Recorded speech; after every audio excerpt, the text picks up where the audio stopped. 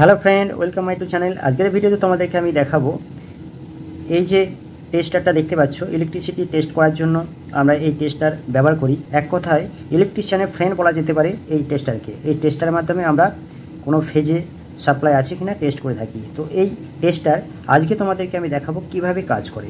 এই টেস্টার আমরা যখন ফেজে কাজ করি, এর সাথে সাথে আমরা যে পেছনে হাত দিই, আমাদের কেন কারেন্ট শক করে না সেটাও তোমাদেরকে আমি জানিয়ে দেবো। তো যাই হোক, তোমরা যদি চ্যানেলে নতুন হও তাহলে চ্যানেলটিকে সাবস্ক্রাইব করবে এরকম ভিডিও পেতে, এবং ভিডিও ভালো লাগলে লাইক শেয়ার করবে। চলো তাহলে ভিডিওতে যাওয়া যাক।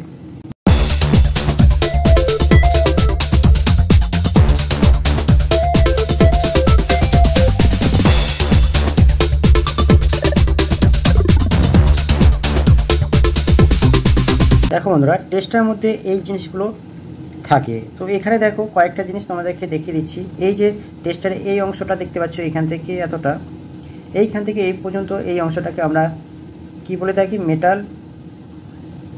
মেটাল নিপ বলে এটাকে, এই অংশটাকে।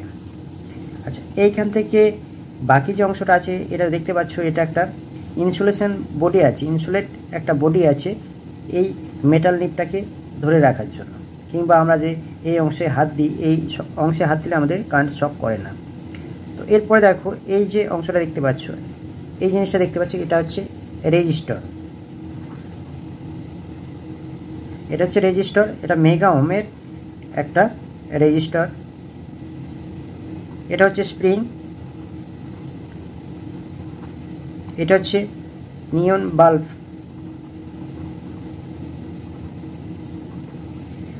আর এই যে অংশটা দেখতে পাচ্ছ এটা একটা মেটাল বেস। এর পেছনে আমরা আঙুল দিয়ে টাচ করি এবং ফেজে টাচ করি, এটা একটা বেস। তো যাই হোক, এতগুলো অংশ আছে এই একটা টেস্টারের মধ্যে। এইবার কিভাবে কাজ করে সেটা তোমাদেরকে বলি। আমরা যখন ধরো কোনো ফেজে এই যে নিপের যে মেটাল যে নিপ আছে, এই নিপের মাধ্যমে আমরা ফেজে যখন টাচ করি, টাচ যখন করা হয় তখন কি হয়, সাপ্লাই এই মেটাল নিপ দিয়ে এসে এই যে রেজিস্টার আছে, এই রেজিস্টারের মাধ্যমে, এই যে রেজিস্টার আছে মেগা ওহমের, এই রেজিস্টারের মাধ্যমে সাপ্লাই এই নিয়ন যে বাল্ব আছে সেই বাল্বে পৌঁছায়। তো কীভাবে পৌঁছায়, যখন এই রেজিস্টারে যখন সাপ্লাই ইনপুট হয় তখন 220 ভোল্ট এসি। তারপর যখন এটা আউটপুট হয়, আউটপুটের সময় 0.22 এই মেগা ওহমে এই যে রেটিংটা, এই রেটিংয়ে যে আমাদের রেজিস্টার লাগানো আছে তাতে কি হয়, ভোল্টেজটা পরিমাণটা একদম লো করে দেয়। লো হওয়ার পর যখন এই নিয়ন বাল্বে ইনপুট হয়, তার আউটপুট থেকে এই যে স্প্রিংটা লাগানো থাকে, এই স্প্রিংয়ের মাধ্যমে আমরা যখন এখানে হাত দিই, হাত দিলে আমাদের শরীরের মাধ্যমে তখন নিউট্রাল পেয়ে যায় কিংবা আর্থের সঙ্গে যুক্ত হয়ে যায় এবং আমাদের এই যে বাল্বটা গ্লো করে। তো যাই হোক, আমাদেরকে এই যে টেস্টারের পিছনে হাত দেওয়ার পর যে লাইট গ্লো করে, কিন্তু আমাদের কারেন্ট শক করে না। কারণ হচ্ছে একটাই, আমাদের যে 220 ভোল্ট যে এসি কারেন্টকে আমাদের যে রেজিস্টার আছে, এই রেজিস্টার ভোল্টেজটা কমিয়ে দিয়ে এই 0.22 এমএ এই যে কারেন্ট, এই যে ভোল্ট, এই ভোল্টে পরিণত করে, যার জন্য আমাদের এই যে কারেন্টটা আমাদের শক করে না, আমরা অনুভূতি কিছু বুঝতে পারি না। তো যাই হোক, এই কটা জিনিস সেটআপের মাধ্যমে আমাদের একটা টেস্টার তৈরি হয়। তো যাই হোক, আমি এখানে সেটআপ করে তোমাদেরকে দেখিয়ে দিচ্ছি। দেখো, প্রথমে আমাকে এই যে রেজিস্টার সেটা ইনপুট করতে হবে, তারপরে এই যে নিয়ন, এখানে দেখো স্প্রিং করা আছে একটা ইনসুলেট অংশ দিয়ে, এটা এখানে স্প্রিং সিস্টেম করা আছে কানেক্ট, যাতে রেজিস্টারের সঙ্গে হয়ে থাকে।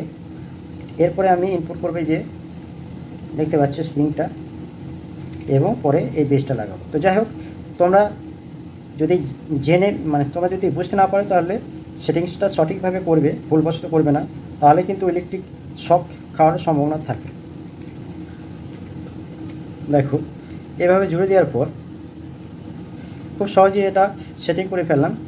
তো তোমরা আশা করি তোমরা বুঝতে পেরেছো কীভাবে টেস্টার কাজ করে থাকে এবং কিভাবে কাজ করে থাকে, কেনই বা আমাদের ইলেকট্রিক শক করে না।